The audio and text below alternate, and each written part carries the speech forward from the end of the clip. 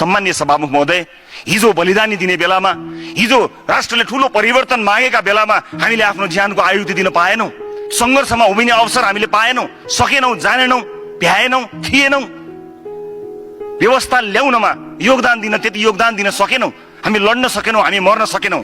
तर म यो सदनमा बसेर प्रतिबद्धता व्यक्त गर्न चाहन्छु सभामुख महोदय, यो व्यवस्था ल्याउनका लागि हामीले आफ्नो ज्यान दिन नसक्दा पनि यो व्यवस्था जोगाउनको निमित्त ज्यान दिन तयार छौं।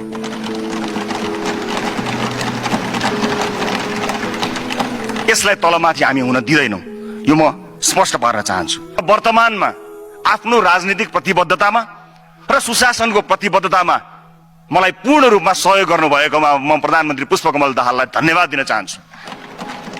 मैले भने इतिहासमा प्रश्नहरू छन्, भविष्य मेरो चिन्ताको विषय होइन, तर वर्तमानमा सुशासनका मुद्दामा गर्न खोजिएका काममा जसरी पहिलो दिन उहाँलाई भेट्दाखेरि मैले भनेको थिएँ, तपाईँ राजनीतिको उत्तरार्धमा हुनुहुन्छ, हामी राजनीतिको सुरुवातमा छौं।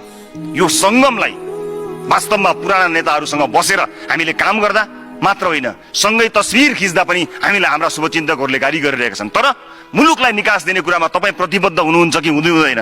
तपाईँ प्रतिबद्ध हुनुहुन्छ भने तपाईको उत्तरार्ध र हाम्रो शुभारम्भले एउटा राम्रो संगम दिन सक्यो भने मुलुकमा सुशासनको एउटा नयाँ आयाम कायम हुन्छ। तपाईँ तयार हो भनेर उहाँलाई सोधेपछि उहाँ तयार हो भनिसकेपछि हामीले दलमा छलफल गरेर हामी कुरेर बसेर असल बनेर होइन, सँगै काम गरेर केही न केही योगदान दिएर अगाडि बढ्ने प्रतिबद्धताका साथ आएका थियौं।